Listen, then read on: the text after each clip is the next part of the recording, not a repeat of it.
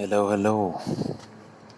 Welcome, guys. Welcome to this channel, guys. Please subscribe, like, and share. Yes. Today is a lovely day. Yes, I shot this video around 9 p.m. 9 p.m. So, as you can see, there are lights everywhere. The street lights are pretty bright, which is of, which is of an advantage to a biker. You know, makes your job easier when you're riding. It's easier, you know. So this road I'm on right now, it's a pretty new road. It's just been constructed. I think it was completed in a period of 2 years, you know.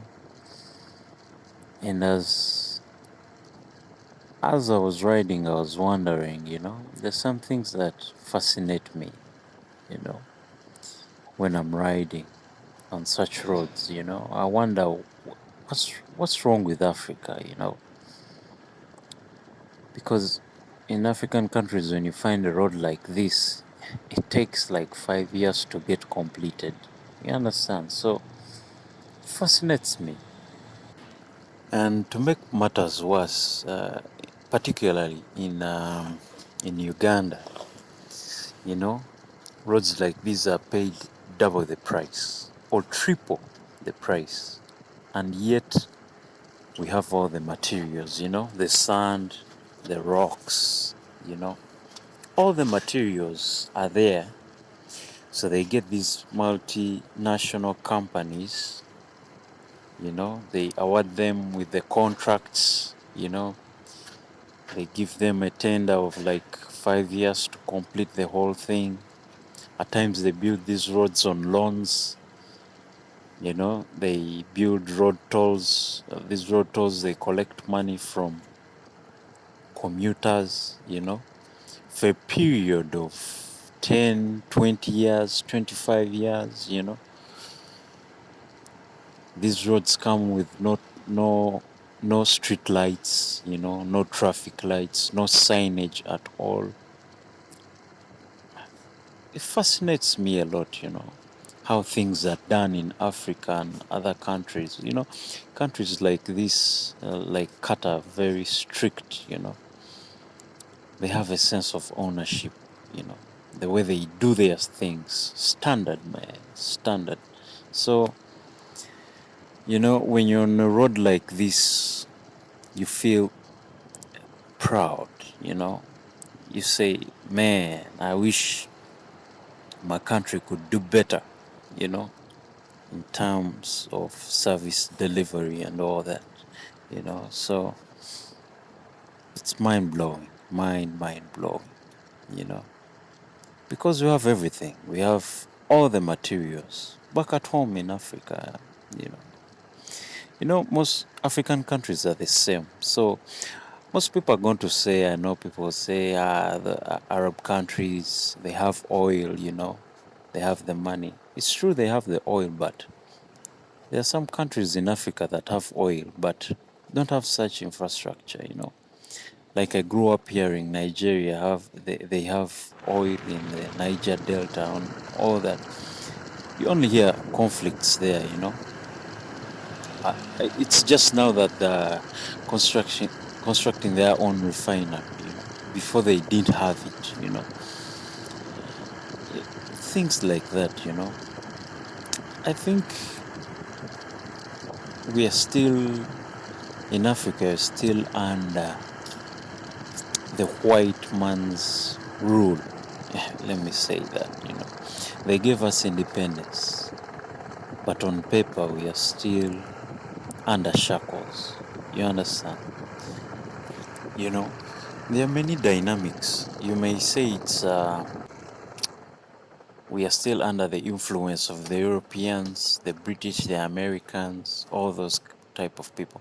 Or we may say it's our genetics. We are born like this, we have no sense of, building stuff, building things, maybe it's not our talent, to have a leader who says, now I'm going to build this country, I'm going to build infrastructure. Are we not ambitious? Don't we dream big? You understand? There are a lot of things that I ask myself, because when you try to build infrastructure, now the Europeans will come in and say you don't have democracy in your country, I'll give you an example of Rwanda, you know. In 1994, you all know what happened there. Then came the current president, His Excellency Kagame. He came, fought, liberated his people, you know. Right now, if you go to Rwanda, man, you cannot even believe that in 1994 they had a genocide or anything. Rwanda is moving at a fast rate, you know. They have technology. They are investing in technology, tourism, you understand, infrastructure, those kind of things. So you find these Europeans sitting in their home countries and they've never been to Rwanda, but they so-called claim that there is no democracy there, that the people are suffering. They've never been there. So it's kind of unfair, for another part of the world to dictate what goes on in another country. So I'll give kudos, or I'll give a thumbs up to countries like Qatar, Arab countries, that these are sovereign states. They stand on their two legs and they say, you know what, this is our country. We are building it on our foundation, using our resources, using our dreams. They dream big. You don't come here and dictate what to do or what to say, guys. These are sovereign countries. They know what they're doing. They dream big. So we should pick a leaf from such countries. You have to be very serious, especially Uganda, the leaders.